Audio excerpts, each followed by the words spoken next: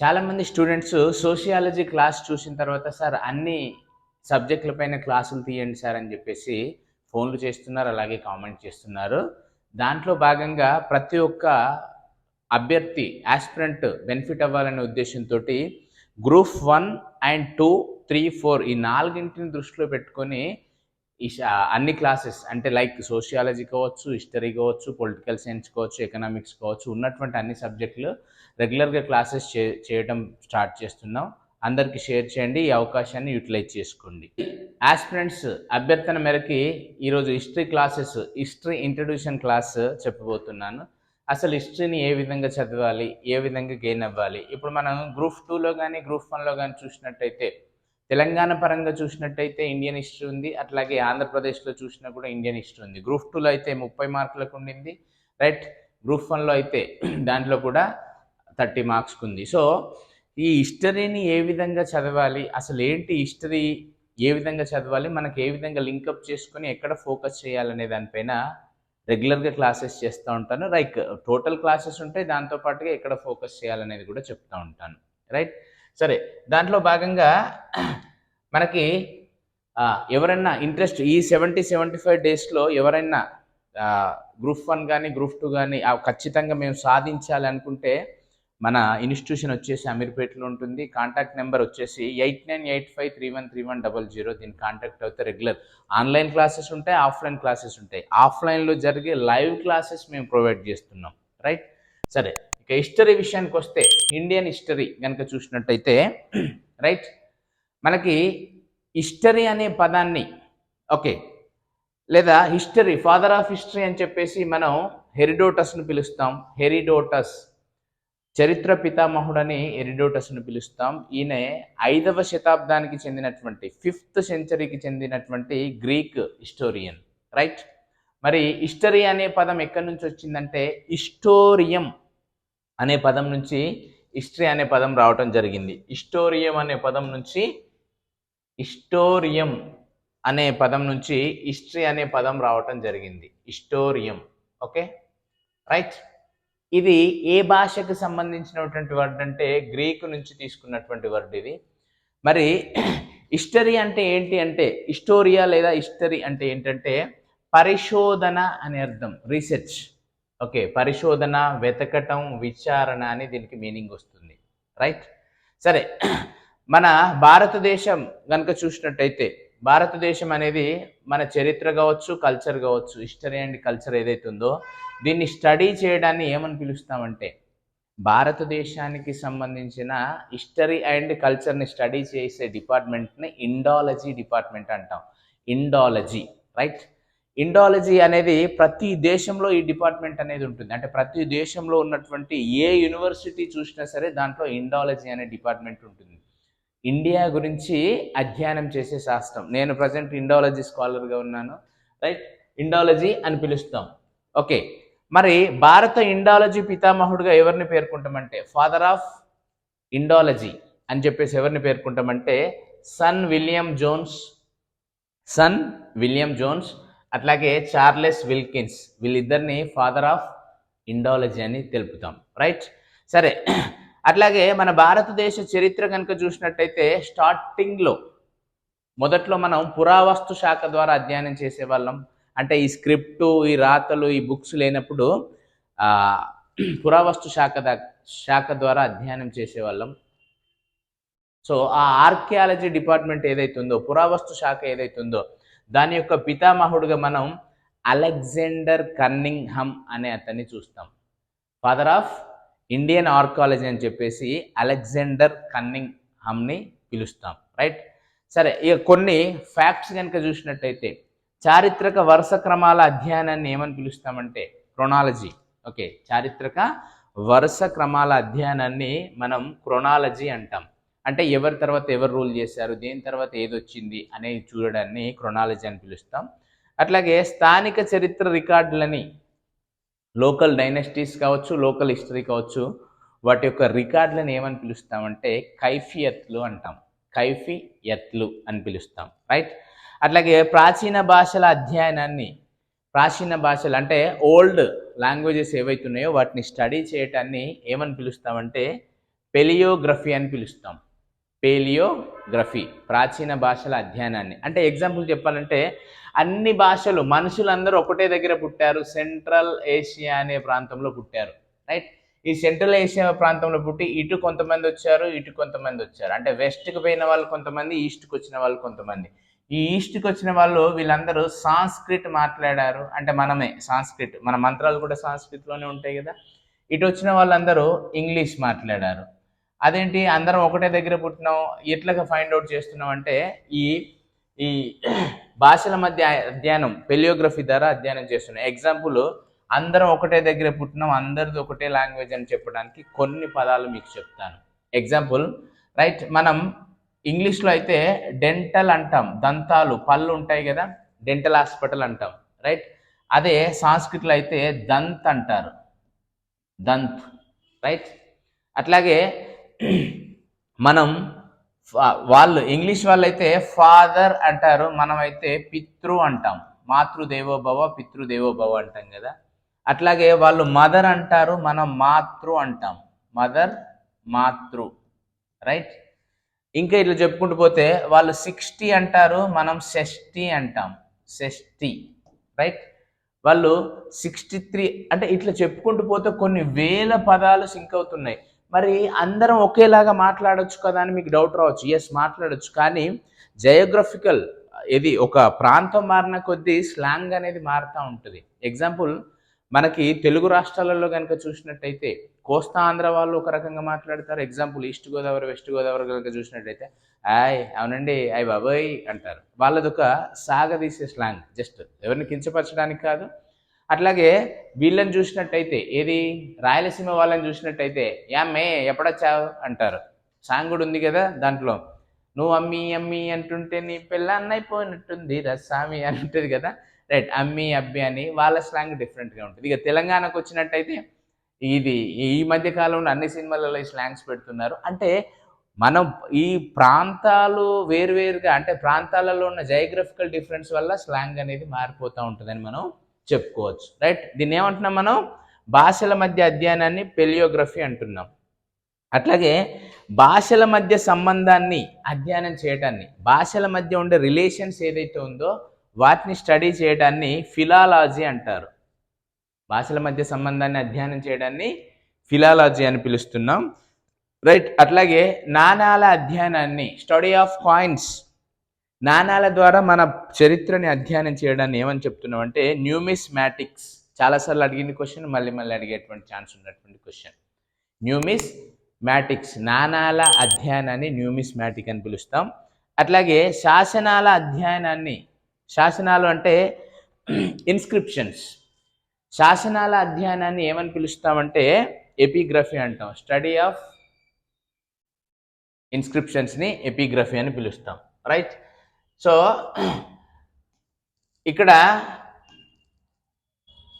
ఇంకా కనుక చూసినట్టయితే, రైట్, అంటే మన భారతదేశ చరిత్రని ఏ విధంగా తెలుసుకుంటున్నాం, సోర్సెస్ ఆఫ్ ఎవిడెన్సెస్ కనుక చూసినట్టయితే, భారతదేశాన్ని అధ్యయనం చేయడానికి మనకి ఏ విధమైన ఆధారాలు ఉన్నాయి కనుక చూసినట్టయితే, రైట్. భారతదేశ చరిత్రని తెలుసుకోవడానికి మనకి ఒకటి పురావస్తు ఆధారాలు ఉంది, రైట్. పురావస్తు ఆధారాలు, ఆర్కియలాజికల్ ఎవిడెన్సెస్ లేదా సోర్సెస్ అంటాం. పురావస్తు ఆధారాలు, మరి పురావస్తు ఆధారాలలో దీంట్లో కూడా రకరకాలుగా అధ్యయనం చేస్తాం. ఎగ్జాంపుల్, కట్టడాలు అంటే ఏవైతే గుళ్ళు గోపురాలు పెద్ద పెద్ద కోటలు ఇవి ఏవైతున్నాయో వాటి ద్వారా కట్టడాలు. అట్లాగే కాయిన్స్, నాణాల ద్వారా కూడా మనం ఆర్కియాలజీ డిపార్ట్మెంట్ చేస్తుంది. అట్లాగే శాసనాలు, ఇన్స్క్రిప్షన్స్, రైట్. పురావస్తు శాఖ ఈ మూడింటి ద్వారా మన ఇండియన్ హిస్టరీని, భారతదేశ చరిత్రని అధ్యయనం చేస్తుంది. ఎగ్జాంపుల్ చూసినట్టయితే మనకి కట్టడాలు అన్నాం. ఇప్పుడు ఎగ్జాంపుల్, కట్టడాలలో సింధు నాగరికత అనేది మనకి 1921 వరకు తెలియదు, 1921 వరకు సింధు నాగరికత గురించి తెలియదు. మరి ఈ సింధు నాగరికత మనకి బ్రిటిష్ వాళ్ళు ట్రైన్ లైన్ వేసేటప్పుడు సింధు నాగరికత తవ్వకాలలో, అంటే ట్రైన్ లైన్ వేసే తవ్వకాలలో సింధు నాగరికత అనేది బయటపడింది. సో అక్కడున్న కట్టడాల వల్ల కదా మన భారతదేశం ప్రపంచంలోనే అతి గొప్ప నాగరికత, బిగ్గెస్ట్ సివిలైజేషన్ అని చెప్పేసి మనకు తెలిసింది. మనకు ఒక సివిలైజేషన్ ఉంది, ఒక నాగరికత ఉన్నదని. సో ఈ కట్టడాల ద్వారా ఈ విధంగా మనం చెప్పుకోవచ్చు. అట్లాగే కాయిన్స్ చూసినట్టయితే, కాయిన్స్ ద్వారా కనుక చూసినట్టయితే ఎగ్జాంపుల్ అశోకుడు కావచ్చు లేదా శాతవాహనులు కావచ్చు, వాళ్ళకి సంబంధించిన కాయిన్స్ ఏవైతే ఉన్నాయో, సింధు నాగరికత కాలం కావచ్చు, ఆర్య నాగరికత కాలం కావచ్చు, వాళ్ళకి సంబంధించిన కాయిన్స్ ద్వారా అధ్యయనం చేయడాన్ని, భారతదేశ చరిత్రను అధ్యయనం చేయడాన్ని మనం పురావస్తు శాఖలో భాగంగా చూడవచ్చు. అట్లాగే ఇన్స్క్రిప్షన్స్, ప్రతి రాజు ఇన్స్క్రిప్షన్స్ వేయించేవాడు. ఇప్పుడైతే మనం ఇనాగ్రేషన్స్ అంటున్నాం, ఇనాగ్రేషన్ శిలాఫలకాలు వేస్తూ ఉంటారు కదా ఏదన్నా కట్టడాలకి. అట్లాగే ఆ రోజులలో పరిపాలన చేసే వాళ్ళు ఎవరైతే ఉన్నారో వాళ్ళు కొండలకి కానీ బండలకి కానీ పెద్ద పెద్ద గుట్టలకు కానీ శిలాశాసనాలు చెక్కించేవాళ్ళు. వాటిని ఇన్స్క్రిప్షన్స్ అంటున్నాం. వీటి ద్వారా కూడా మనం అధ్యయనం చేస్తున్నాం. ఎగ్జాంపుల్ అశోకునికి సంబంధించిన 13వ శిలాశాసనం 13th జౌలి దౌగడ అనే ఇన్స్క్రిప్షన్ ఏదైతే ఉందో అది కళింగ యుద్ధం గురించి తెలుపుతుంది. అట్లాగే బౌద్ధ ధర్మం గురించి కూడా తెలుపుతుంది. బుద్ధం శరణం గచ్చామి, సంఘం శరణం గచ్చామి, ధమ్మం శరణం గచ్చామి అనే వాటి గురించి తెలుపుతుంది. కళింగ యుద్ధం చేసిన తర్వాత అశోకుడు ఆ రక్తపాతం అంటే దాదాపుగా 1,00,000 మంది మరణించారు, 1,00,000 మంది అంగవైకల్యులు అయ్యారని చెప్పేసి మనం హిస్టరీలో చదువుకుంటున్నాం కదా. సో అంతమంది మరణానికి కారణమైనటువంటి యుద్ధం నాకు అవసరమా? ఇక నుంచి, అంతకుముందు ఆయన శైవ భక్తుడు అశోకుడు. సో ఇక నుంచి యుద్ధ బేరి మోగదు, ఓన్లీ దమ్మబేరి మాత్రమే మోగుతుంది, శాంతిగా ఉంటానని చెప్పేసి బౌద్ధ మతాన్ని స్వీకరించినటువంటి వ్యక్తి అశోక్. మరి మనం దీని ద్వారానే ఆయన బౌద్ధ మతాన్ని స్వీకరించాడని చెప్తున్నాం. అంటే ఇట్లా చాలా శాసనాలు ఉన్నాయి. ఎగ్జాంపుల్, సో పురావస్తు శాఖ ద్వారా మనం అధ్యయనం చేస్తున్నాం. పురావస్తు శాఖలో కట్టడాలు, నాణాలు, అట్లాగే శాసనాలు, రైట్. ఇక సెకండ్ వన్ వచ్చేసి లిటరేచర్ ద్వారా, లిఖితం సాహిత్యం ద్వారా అధ్యయనం చేస్తున్నాం మన భారతదేశ చరిత్రని, రైట్. ఈ లిటరేచర్ ఎవిడెన్సెస్, సోర్సెస్ ఏవైతే ఉన్నాయో ఇవి 2 టైప్స్ ఉంటాయండి, 2 రకాలు, రైట్. 2 రకాలు ఇవి. ఒకటి మన దేశానికి సంబంధించిన ఇవి ఉంటాయి, రైట్, స్వదేశీ సాహిత్యం అంటాం. రెండోది వచ్చేసి విదేశీ సాహిత్యం కూడా ఉంటుంది. ఫస్ట్ మనం ఈ లిటరేచర్లో మొదటిదైనటువంటి స్వదేశీ సాహిత్య ఆధారాలు, ఓకే, మన కంట్రీకి సంబంధించినటువంటి లిటరేచర్ కనుక చూసినట్టయితే దీంట్లో కూడా మళ్ళీ రకాలు ఉంటాయి. మన దేశానికి సంబంధించిన వాటిలో ఫస్ట్ మతానికి సంబంధించినవి ఉంటాయి, మతానికి సంబంధించినవి లైక్ ఋగ్వేదం కావచ్చు, ఓకే, లేదా బౌద్ధ మతానికి సంబంధించినవి కావచ్చు, జైన మతానికి సంబంధించినవి కావచ్చు, అజీవక మతానికి సంబంధించినవి కావచ్చు, చార్వక మతానికి సంబంధించినవి కావచ్చు, క్రిస్టియానిటీకి సంబంధించినవి కావచ్చు, ఇట్లా మతాలకు సంబంధించినవి, ఓకే. అట్లాగే లౌకికమైనవి కూడా ఉంటాయి. లౌకికం అంటే సెక్యులర్, అంటే ఏ మతానికి చెందకుండా జనరల్గా ప్రజలందరికీ, అన్ని మతాల వారికి యూజ్ అయ్యేలాగా ఉండేటి లౌకిక సోర్సెస్ అని పిలుస్తూ ఉంటాం, రైట్. సరే, ఫస్ట్ మతానికి సంబంధించినవి కనుక చూసినట్టయితే, రైట్, రాసిన పుస్తకాలు ఏవైతే ఉన్నాయో మతానికి సంబంధించినవి కనుక చూసినట్టయితే మళ్ళీ దీంట్లో చాలా ఉన్నాయి, రైట్. ఒకటి వైదిక మతం, వైదిక సాహిత్యం అంటాం. అట్లాగే బౌద్ధ సాహిత్యం, వైదిక అంటే వేదాలకి సంబంధించింది, బౌద్ధ సాహిత్యం అంటే బౌద్ధ మతానికి సంబంధించింది, అట్లాగే జైన మతానికి సంబంధించినవి, రైట్. సరే, దీంట్లో ఒక్కొక్కటి చూద్దాం మనం. జైన మత ఆధారాలు కనుక చూసినట్టయితే జైన మతానికి సంబంధించిన ఎవిడెన్సెస్, సోర్సెస్ ఆఫ్ జైన రిలీజియన్ కనుక చూసినట్టయితే ఒకటి దీంట్లో అంగాలు, జైన మతానికి సంబంధించిన పవిత్రమైన గ్రంథాలని అంగాలు అని పిలుస్తాం. దాంతోపాటుగా భగవతీ సూత్రం జైన మతంలో వెరీ ఇంపార్టెంట్ బుక్, అతి పవిత్రంగా భావించేటువంటి బుక్.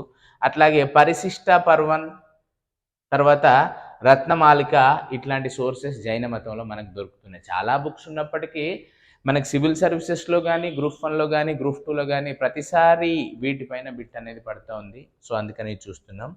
అట్లాగే బౌద్ధ మతానికి సంబంధించిన ఆధారాలు కనుక చూసినట్టయితే, బౌద్ధ మతానికి సంబంధించిన ఆధారాలు కనుక చూసినట్టయితే సోర్సెస్ ఆఫ్ బౌద్ధ రిలీజియన్, రైట్.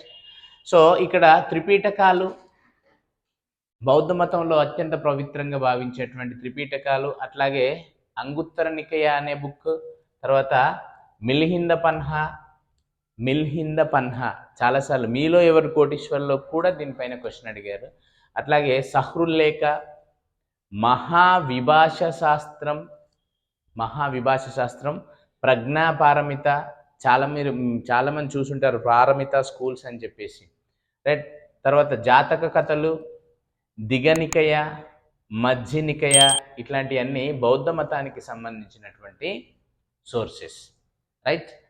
ఓకే, తర్వాత మనకి వైదిక ఆధారాలు కనుక చూసినట్టయితే, వైదిక ఆధారాలు, రైట్. వైదిక ఆధారాలు కనుక చూసినట్టయితే వేదాల గురించి మీకు తెలిసి ఉంటుంది. వేదాలు 4 ఉంటాయి: ఋగ్వేదం, అధర్వణ వేదం, యజుర్వేదం, సామవేదం, రైట్. వేదాలు. తర్వాత ఉపవేదాలు అంటే సబ్వేదాస్, రైట్. ఉపవేదాలు ఇవి కూడా 4 ఉంటాయి, ఉపవేదాలు. తర్వాత వేదాంగాలు, ఇవి 6 ఉంటాయి, లైక్ ఆయుర్వేదం, గంధర్వ వేదం, ఇట్లాంటివన్నీ 6 ఉంటాయి, ఇవి వేదాంగాలు. తర్వాత పురాణాలు 18. పురాణాలు అంటే పురాణాస్ అంటాం. వాయు పురాణం, మత్స్య పురాణం, గరుడ పురాణం, ఇట్లాంటివన్నీ పురాణాలు. తర్వాత ఇతిహాసాలు 2, ఎపిక్స్ అంటాం ఇతిహాసాలని, ఎపిక్స్ ఇవి 2, రామాయణం, మహాభారతాలని ఇతిహాసాలు అంటాం. వీటితో పాటుగా బ్రాహ్మణాలు 7, ఐతరేయ బ్రాహ్మణం, శతపథ బ్రాహ్మణం అని ఇట్లుంటాయి. అంటే ఈ వేదాల గురించి ప్రత్యేకంగా మళ్ళీ మనం వేద నాగరికత గురించి చర్చిస్తాం దీంట్లో. ఇప్పుడు వేదాలు అనగానే దీంట్లో అసలు ఏముంటాయి, ఏం కథనే డెప్త్కి వెళ్తాం మనం. ఇక్కడ జస్ట్ మీకు ఎన్ని ఉంటాయి అనేది మాత్రమే చెప్తున్నాను. బ్రాహ్మణాలు 7, ఓకే. అట్లాగే అరణ్యకాలు కూడా 7, బ్రాహ్మణాలు, అరణ్యకాలు. తర్వాత ఉపనిషత్తులు 108, 108. ఉపనిషత్తు అంటే ఏంటంటే శిష్యుడు గురువు దగ్గర కూర్చొని నేర్చుకునేదాన్ని ఉపనిషత్తు అంటాం. ఇంతకుముందు, ఇప్పుడు మనకు బుక్స్ వచ్చాయి కాబట్టి బుక్స్ చూస్తున్నాం, రాసుకుంటున్నాం, మళ్ళీ దాన్ని రివిజన్ చేస్తున్నాం. కానీ ఒకప్పుడు బుక్స్ ఏమి లేవు కాబట్టి ఏదన్నా విద్య నేర్చుకోవాలంటే, ఎడ్యుకేషన్ నేర్చుకోవాలంటే గురువు దగ్గరికి వెళ్ళి కూర్చొని ఆయన చెప్పింది ఏదైతే ఉందో దీన్ని మనన శ్రవణ పద్ధతి అంటాం. మనన శ్రవణ పద్ధతి అంటే రివిజన్ అండ్ విన్నదాన్ని రివిజన్ చేసుకోవటాన్ని మనన శ్రవణ పద్ధతి అంటున్నాం. ఇప్పుడు మనం చాలా అదృష్టవంతులు, మార్కెట్లో బోలెడ్ అనే బుక్స్ ఉంటున్నాయి, రైట్. సో ఇవన్నీ మనం ఏమంటామంటే వేద సాహిత్యం లేదా వైదిక ఆధారాలు అంటాం, రైట్. ఈ వేద సాహిత్యాల ద్వారానే మనం చాలామంది మీ యొక్క హిందూ మతం యొక్క గ్రంథం ఏది అని అడిగినట్టయితే భగవద్గీత అని చెప్తారండి. భగవద్గీత మీరు గూగుల్లో కొట్టినా సరే నాకు తెలిసి భగవద్గీతే వస్తుంది అనుకుంటున్నాను, రైట్. భగవద్గీత అనేది కాదండి, మనకు హిందూ అనేది అసలు వాస్తవానికి చెప్పాలంటే మతమే కాదు, రైట్. హిందూ అనేది ఒక జయోగ్రఫికల్ వర్డ్, రైట్. హిందూ మతానికి ఒక పవిత్ర గ్రంథం అంటూ లేదు. ఇప్పుడు క్రిస్టియన్స్ చూసుకోండి, బైబుల్ అనేది ఉంటుంది. అట్లాగే ముస్లిమ్స్ తీసుకోండి, ఖురాన్ అని ఉంటుంది. కానీ మనకు ఒక బుక్ అంటే లేదు. మనకి ఒక లైబ్రరీ ఉంది, మనకి పుస్తకశాలనే ఉంది, రైట్. సో దాంట్లో ఇవన్నీ వస్తాయి. వేదాలు, ఇప్పుడు ఎగ్జాంపుల్ వేదాలు ఉంది, మన దగ్గర వర్ణ వ్యవస్థ ఉంది కదా, కుల వ్యవస్థ. ఆ కుల వ్యవస్థ, వర్ణ వ్యవస్థ అనేది మనకి ఋగ్వేదంలోని 10వ చాప్టర్లో ఉంటుంది. ఋగ్వేదంలో 10వ చాప్టర్ అయినటువంటి 10th చాప్టర్ అయినటువంటి పురుష సూక్తలో ఏమని రాసిందంటే, బ్రహ్మ తల నుంచి, ఆది పురుషుడైనటువంటి బ్రహ్మ తల నుంచి బ్రాహ్మణులు, బ్రహ్మ భుజాల నుంచి క్షత్రియులు, బ్రహ్మ యొక్క తొడల నుంచి వైశ్యులు, పాదాల నుంచి శూద్రులు వచ్చారని చెప్పేసి మనకి ఋగ్వేదంలో ఉంది, ఓకే. అట్లాగే యజుర్వేదంలో యుద్ధాల గురించి ఉంటుంది. అట్లాగే యజుర్వేదం తర్వాత అధర్వణ వేదంలో గోత్రాల గురించి, మంత్రతంత్రాల గురించి ఉంటుంది. తర్వాత సామవేదంలో సంగీతం గురించి ఉంటుంది. అంటే ప్రజెంట్ మనం యూటిలైజ్ చేసుకుంటున్నాం అన్నీ. అట్లాగే ఉపవేదాలు కూడా మనకు సంబంధించినవి, విలువిద్య అదే మార్షల్ ఆర్ట్స్, తర్వాత ఆయుర్వేదం, ఇట్లాంటివన్నీ దీంట్లో ఉంటాయి. వేదంగాలు, తర్వాత పురాణాలు. ఇప్పటికి మనం పురాణాల గురించి, మైథలాజికల్ గురించి చదువుతూనే ఉంటాం. ఆ పురాణంలో మహిషాసురుడు అలా చేశాడంట, ఈయన ఇలా చేశాడంట అని ఇప్పటికీ రాక్షసుల గురించి, దేవతల గురించి చెప్పుకుంటూ ఉంటాం. అట్లాగే ఇతిహాసాలు, రామాయణం, మహాభారతం. టిల్ డేట్ మనం ఇంకా రాముణ్ణి అట్లాగే కృష్ణుని కూడా ఎగ్జాంపుల్ చెప్తాను. రాముడు మంచి బాలుడు, గుడ్ బాయ్ ఎవరైనా ఉంటే వాళ్ళని రాముడు మంచి బాలుడు అని అంటాం, రైట్. అట్లాగే ఒకవేళ అమ్మలక్కలు ముచ్చట పెట్టుకుంటుంటే, లైక్ లేడీస్ ముచ్చట పెట్టుకుంటుంటే వాళ్ళు డిస్కస్ చేస్తూ ఉంటారు, మా ఆయన శ్రీరామచంద్రుడే అని.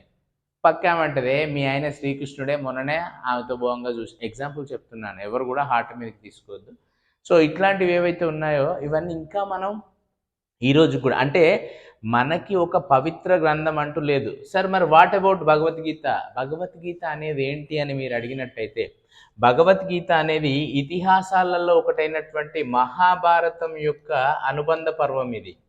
మహాభారతం యొక్క అనుబంధ పర్వమే. మహాభారతంలో 18 పర్వాలు ఉంటాయి. ఆ 18 పర్వాలలో ఒకటే భగవద్గీత. మరి భగవద్గీతకున్న స్పెషాలిటీ ఏమిటి అని కనుక మీరు అడిగినట్టయితే, నువ్వు ఏ సిచ్యువేషన్లో ఉన్నా సరే, నువ్వు సాడ్గా ఉండి బ్రేకప్ మీన్స్ లవ్ ఫెయిల్యూర్ కావచ్చు, లేదా ఏదైనా ఇబ్బందులలో ఉన్నావు, ఏదైనా ఆపదలో ఉన్నావు, సంతోషంలో ఉన్నావు, ఏ సిచ్యువేషన్లో ఉన్నా సరే భగవద్గీతలో ఏ పేజీ తీసినా సరే నీకు రిలేటెడ్గానే నీకు ఏదో ఒకటి చెప్తూ కనిపించేటువంటి ఒకే ఒక బుక్ ప్రపంచంలో భగవద్గీత. ఓకే, ప్రతి ఒక్క హిందూ దగ్గర, హిందువే కాదు, పర్సనాలిటీ టెక్స్ట్ బుక్ అంటున్నాను దీన్ని, ప్రతి ఒక్క మనిషి అనేవాడు దీన్ని చదవాల్సిందే భగవద్గీత. రైట్, సరే. తర్వాత ఇక మనం లౌకిక ఆధారాలు కనుక చూసినట్టయితే, లౌకిక ఆధారాలు ఇప్పటిదాకా మనం చూసినటువంటి ఏంటి అంటే ఇవన్నీ మతానికి సంబంధించిన ఆధారాలు చూసాం, రిలీజియస్కి సంబంధించినవి. ఇక లౌకిక ఆధారాలు కనుక చూసినట్టయితే రైట్, సెక్యులర్కి సంబంధించినవి. ఒకటి కౌటిల్యుడు రచించిన అర్థశాస్త్రం. కౌటిల్యుడు రచించినటువంటి అర్థశాస్త్రం. మన ఏపీ గ్రూప్ 1లో దీనిపైన క్వశ్చన్ కూడా అడగడం జరిగింది. ఎవరైనా రాసిన వాళ్ళు ఉంటే మీకు తెలుస్తుంది. రైట్, సో అర్థశాస్త్రం కౌటిల్యుడు ఎవరు, అసలు అర్థశాస్త్రం ఎవరంటే దీంట్లో 7 కులాలు ఉన్నాయని చెప్పేసి రాయటం జరిగింది. 7. ఈయన కౌటిల్యుడు అంటేనే ఈయనని ఇండియన్ మ్యాకియావెల్లి అని పిలుస్తాం, అట్లాగే చాణక్యుడు అని పిలుస్తాం. చాణక్య నీతి కథలను వింటూ ఉంటాం కదా. ఈయన అర్థశాస్త్రం అనే బుక్ రాశాడు. అర్థశాస్త్రం అంటే నాట్ ఎకానమీ అండి, ఎకానమీ కాదు. అర్థశాస్త్రం మీన్స్ ఓకే, ఇది ఒక రాజనీతి శాస్త్రం, పొలిటికల్ సైన్స్ అర్థశాస్త్రం అనేది. రైట్, సో ఇది కౌటిల్యుడు రాశారు. ఈయన ఎవరి దగ్గర ఉండేవాళ్ళు అంటే మౌర్యుల దగ్గర ఉండేవాళ్ళు, ఈయన మౌర్యుల దగ్గర. రైట్, తర్వాత మహాభాష్యం అనే బుక్ని పతాంజలి రాశాడు, పతాంజలి. రైట్, తర్వాత రాజతరంగిని కల్హనుడు రాశాడు, కల్హనుడు. మనం ఇంతకుముందు హిస్టరీ గురించి చర్చించాం కదా, ఫాదర్ ఆఫ్ హిస్టరీ అని చెప్పేసి ఫాదర్ ఆఫ్ హిస్టరీ అని హెరిడోటస్ని మనం పిలిచాం కదా. ఇక్కడ ఫాదర్ ఆఫ్ ఇండియన్ హిస్టరీ అంటే కల్హనుడు వస్తాడండి. ఫాదర్ ఆఫ్ ఇండియన్ హిస్టరీ అంటే కల్హనుడు వస్తాడు. ఎందుకంటే ఈయన 11th సెంచరీ నుంచి కాశ్మీర్కి సంబంధించినటువంటి చరిత్ర రాశాడు. సో అందుకని చెప్పేసి ఈయనని ఫాదర్ ఆఫ్ ఇండియన్ హిస్టరీ అంట. మొన్న తెలంగాణలో టెట్ రాసిన వాళ్ళు ఎవరైతే ఉన్నారో, ఓకే, తెలంగాణలో టెట్ రాసిన దాంట్లో ఈ క్వశ్చన్ అడిగాడు, కావాలంటే చూసుకోండి. రాజతరంగిణి మ్యాచింగ్లో ఇచ్చాడు. రైట్, సరే, ఓకే. తర్వాత బుక్ వచ్చేసి పంచతంత్రాన్ని రచించినటువంటి వ్యక్తి విష్ణు శర్మ. పంచతంత్రాన్ని రాసినటువంటి వ్యక్తి విష్ణు శర్మ. పంచతంత్ర కథలు అంటే వేరే దేశాలతో ఏ విధంగా మనం మైత్రి సంబంధాలు పెట్టుకోవాలి, ఏ విధంగా రాజకీయ సంబంధాలు పెట్టుకోవాలి, అట్లాగే వ్యాపార సంబంధాలు ఏ విధంగా, కుటిల నీతి ఏ విధంగా అనేది మనకి పంచతంత్రంలో తెలుస్తూ ఉంటుంది. తర్వాత బుక్ వచ్చేసి నీతి సారము. ఈ నీతి సారం అనే బుక్ని కామాంధకుడు అనే చరిత్రకారుడు రాశాడు. రైట్, నీతి సారం అంటే ఏ విధంగా అనే దాని గురించి. తర్వాత హర్ష చరిత్ర మొన్న జరిగినటువంటి ఐ థింక్ ఎస్ఐ మెయిన్స్లో అడిగాడు హర్ష చరిత్ర గురించి. క్రింది వాణిలో హర్షవర్ధన్కి సంబంధించిన ఏమని రాశాడు. సరే, ఈ హర్ష చరిత్ర అనే దాన్ని బాణుడు రాశాడు, బాణుడు అనే చరిత్రకారుడు రాశారు. తర్వాత విక్రమాంక దేవ చరిత్ర, దీన్ని బిల్హనుడు రాశాడు. ఇది కూడా రీసెంట్గా ఏదో ఎగ్జామ్లో అడిగారు. తర్వాత కలింగత్తు పరణి, దీన్ని జయగొండన్ అనే అతను రాశాడు, కలింగత్తు పర్ణిని. ఓకే, తర్వాత గాథా సప్తసది, దీన్ని హలుడు రాశాడు. శాతవాహన రాజు అయినటువంటి హలుడు గాథా సప్తసదిని. దీంట్లో ఏముంటుందంటే 7 నదుల మధ్య పెళ్లి చేసుకున్నట్టు గాథా సప్తసది అనేది ఉంటుంది. తర్వాత పృథ్వీరాజ్ రాసో, ఓకే, దీన్ని రాసినటువంటి వ్యక్తి చాంద్ బర్దై. పృథ్వీరాజ్ రాసో అంటే మనకి మొదటి తరణి యుద్ధం, రెండవ తరణి యుద్ధంలో దగ్గర కనబడతాడు. మొదటి తరణి యుద్ధం అనేది మనకి 1191లో ఫస్ట్ తరెన్ వార్ అనేది జరిగింది. తర్వాత సెకండ్ వచ్చేసి 1192లో జరిగింది, సెకండ్ 92. రెండవది మొన్న ఎంటీఎస్ ఎగ్జామ్లో అడిగాడండి, ఫస్ట్ తరైన వారు ఏ సంవత్సరంలో జరిగిందని, సెంట్రల్లో జరిగినటువంటి ఎంటీఎస్లో. రైట్. సరే, ఇక్కడ పృథ్వీరాజ్ రాసు వెరీ వెరీ ఇంపార్టెంట్. దీన్ని సైన్స్ అండ్ టెక్నాలజీ పరంగా కూడా మనం చూసుకోవాలి. మనం పైకి పంపించేటువంటి మిజైల్స్ ఏవైతే ఉన్నాయో వాటికి పృథ్వీ 1, పృథ్వీ 2, పృథ్వీ 3 అని పెడతాం. అదే పాకిస్తాన్ వాళ్ళు పంపించేటువంటి వాటికి ఘోరీ అని పెడతారు. ఘోరీ, మహమ్మద్ ఘోరీ. రైట్. ఈ ఘోరీకున్ను పృథ్వీరాజ్కి మధ్యలో జరిగినటువంటి యుద్ధాలే మొదటి తరం యుద్ధం, రెండవ తరైన యుద్ధం. ఈ రెండు యుద్ధాలు, అందుకే మనం మిజైల్స్కి పెట్టుకున్నటువంటి పేర్లు పృథ్వీ అండ్ ఘోరీ అని పెడతాం. సరే, ఈ పృథ్వీరాజ్ రాసు రాసినటువంటి పృథ్వీరాజ్ చౌహాన్ గురించి పృథ్వీరాజ్ రాసు అనే బుక్లో ఉంటుంది. దీన్ని రచించినటువంటి వ్యక్తి చాంద్ బర్దయ్. రైట్. సో తర్వాత నెక్స్ట్ వచ్చేసి మనం నెక్స్ట్ చూడాల్సింది ఏంటంటే, విదేశీ సాహిత్యం కనుక చూసినట్టయితే, విదేశీ సాహిత్యాన్ని కనుక చూసినట్టయితే, విదేశీ సాహిత్యంలో మనకి మెయిన్గా విదేశీ సాహిత్యం అంటున్నాం, ఫారిన్ లిటరేచర్. దీంట్లో కనుక చూసినట్టయితే గ్రీక్ వాళ్ళకి సంబంధించిన బుక్స్ ఉన్నాయి, గ్రీక్ వాళ్ళు రాసినటువంటివి. అట్లాగే లాటిన్ వాళ్ళు రాసినటువంటి బుక్స్ ఉన్నాయి. తర్వాత చైనా వాళ్ళు రాసినటువంటి బుక్స్ ఉన్నాయి. అట్లాగే అరబ్ కంట్రీస్ వాళ్ళు రాసినటువంటి బుక్స్ కూడా ఉన్నాయి. సరే, ఫస్ట్ గ్రీక్ కనుక చూసినట్టయితే మెగస్తనీస్ రచించినటువంటి ఇండికా అనే book very very very important. ఇది మెగస్తనీస్ రచించినటువంటి ఇండికా. రైట్. అట్లాగే టాలమీ రచించినటువంటి జాగ్రఫీ అనే బుక్. ఈ మెగస్తనీస్ దీంట్లో ఏం రాశాడు, 7 కులాలు ఉన్నాయి ఏది మౌర్యుల కాలంలో అని రాశాడు. అట్లాగే 13 బుర్జులు ఉన్నాయి, వీళ్ళకి గజబలం ఉంది అంటే ఏనుగు దళం ఉంది, అట్లాగే అశ్వదళం ఉంది, తర్వాత కాల్దళం ఉంది, రథబలం ఉంది అని చెప్పేసి ఇన్ని బలాలు ఉన్నాయి, ఇన్ని దళాలు అట్లాగే బలాలు ఉన్నాయి అని చెప్పేసి ఇండికా మెగస్తనీస్లో రాశాడు. మరి హూ ఇస్ మెగస్తనీస్ అంటే, అలెగ్జాండర్ ఎవరైతే ఉన్నారో, అలెగ్జాండర్ పోతూ పోతూ కొన్ని ప్రాంతాలకి సెల్యూకస్ నికేటర్ అనే వ్యక్తిని పెట్టెళ్ళాడు. సెల్యూకస్ నికేటర్ గవర్నర్గా పెట్టెళ్ళాడు. ఈ సెల్యూకస్ నికేటర్ ఏం చేశాడంటే, అలెగ్జాండర్ చనిపోయిన తర్వాత ఈయనని ఏ ఏ ప్రాంతాలకి గవర్నర్గా పెట్టారో ఆయనే వాటిని ఇండిపెండెన్స్ ప్రకటించుకోవటమే కాకుండా మన భారతదేశం పైకి దండయాత్ర కూడా చేశాడు. అప్పుడు చంద్రగుప్త మౌర్యుడు పరిపాలిస్తున్నాడు. సెల్యూకస్ నికేటర్కి చంద్రగుప్త మౌర్యునికి మధ్యలో యుద్ధం జరిగింది. ఆ యుద్ధంలో మన భారతదేశ రాజు అయినటువంటి అశోకుని తాత అయినటువంటి చంద్రగుప్త మౌర్యుడు ఎవరైతే ఉన్నారో, అంటే అశోకుని వంశానికి చెందినటువంటి చంద్రగుప్త మౌర్యుడు ఎవరైతే ఉన్నారో ఆయన గెలవటం జరిగింది. సో ఈ సెల్యూకస్ నికేటర్ ఓడిపోయాడు కాబట్టి ఈయన యొక్క కూతుర్ని మన చంద్రగుప్త మౌర్యునికి ఇచ్చి పెళ్లి చేయటం జరిగింది. చంద్రగుప్త మౌర్యునికి ఇచ్చి పెళ్లి చేస్తే ఆవిడ యొక్క అంటే తన కూతుర్ని యొక్క బాగోగులు చూసుకోవడానికి మెగస్తనిస్ అనే పర్సన్ని మన భారతదేశానికి పంపించారు. ఈ మెగస్తనిస్ సెల్యూకస్ నికేటర్ యొక్క కూతురు యొక్క బాగోగులు చూస్తూనే ఇక్కడ మన చంద్రగుప్త మౌర్యుని యొక్క రాజ్యంలో ఏ విధంగా పరిపాలన ఉన్నదనే గురించి రాసినటువంటి బుక్కే ఇండికా. రైట్. సరే, వీటన్నిటి గురించి మళ్ళీ ఎక్స్ప్లెనేషన్ ఉంటుంది. తర్వాత నెక్స్ట్ వచ్చేసి జయోగ్రఫీ, టాలమీ రాసినటువంటి జయోగ్రఫీ. తర్వాత ఎర్ర సముద్రపు డైరీ. ఓకే. సో ఇది ఎవరు రాశారో తెలియదు, అన్నోన్ పర్సన్ రాశారు ఎర్ర సముద్రపు డైరీ అనేది. తర్వాత ఇక లాటిన్ విషయానికి వస్తే, లాటిన్కి మన భారతదేశ చరిత్రని అధ్యయనం చేయడానికి లాటిన్ బుక్స్ కనుక చూసినట్టయితే ఒకటి న్యాచురల్ హిస్టరీ, దీన్ని రాసినటువంటి పర్సన్ ప్లీనీ అనే వ్యక్తి దీన్ని రాశాడు. తర్వాత చైనా కనుక చూసినట్టయితే పాకోకో అనే బుక్, చైనా లిటరేచర్, భారతదేశాన్ని అధ్యయనం చేయడానికి ఉపయోగపడుతున్నటువంటి చైనా లిటరేచర్ పాకోకో. మొన్న గ్రూప్ 1లో కూడా ఒక క్వశ్చన్ అడిగాడు, ఏమని, చైనా నుంచి వచ్చిన యాత్రికులు ఎవరి దగ్గర ఉన్నారనేది మ్యాచింగ్లో ఇచ్చాడు. ఏపీ గ్రూప్ 1లో చూసినట్టయితే మీకు లాస్ట్ ఇయర్ జరిగినటువంటి ఈ ఇయర్ జనవరిలో జరిగినటువంటి గ్రూప్ 1లో చూసినట్టయితే పాకోకో, దీన్ని రాసినటువంటి వ్యక్తి పేరు పాహియాన్. ఈయనని తీర్థయాత్రికుల రాకుమారుడు అని పిలుస్తాం. Okay, right. నెక్స్ట్ సియూకి, దీన్ని రాసినటువంటి వ్యక్తి హుయాన్ సాంగ్. రైట్. యాక్చువల్గా హుయాన్ సాంగ్నే తీర్థయాత్రికుల రాకుమారుడు అని పిలుస్తాం. సో ఎక్కడ ఏ సందర్భంలో ఈయనని పిలుస్తాం, ఏ సందర్భంలో పాహియాన్ని పిలుస్తాం అనే దాని గురించి మనం డిస్కస్ చేస్తాం. ఇక అరబ్ కంట్రీస్కి సంబంధించినటువంటి బుక్స్ చాలా ఉన్నాయి. రైట్. ఇవన్నీ మనం అంటే నెక్స్ట్ క్లాస్లో అసలు మన నాగరికతలు ఏంటి, మన సివిలైజేషన్స్ ఏంటిది, హిస్టరీ అంటే ఏంటిది, కల్చర్ అంటే ఏంటిది, అదంతా చూద్దాం.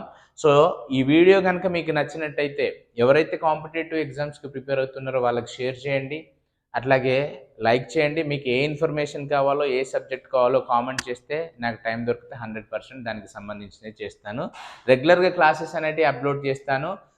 నెక్స్ట్ బ్యాచ్ వచ్చేసి మండే, ఎవ్రీ మండే కొత్త బ్యాచ్ అనేది స్టార్ట్ అవుతుంది. ఖచ్చితంగా మేము జాబ్ కొట్టాలి అని ఎవరికైతే ఇంటెన్షన్ ఉంటుందో, గ్రూప్ 1 కానీ గ్రూప్ 2 కానీ రండి. 100% మీతోటి జాబ్ కొట్టేలాగా మేము కోచింగ్ ఇచ్చే బాధ్యత మాది. Thank you.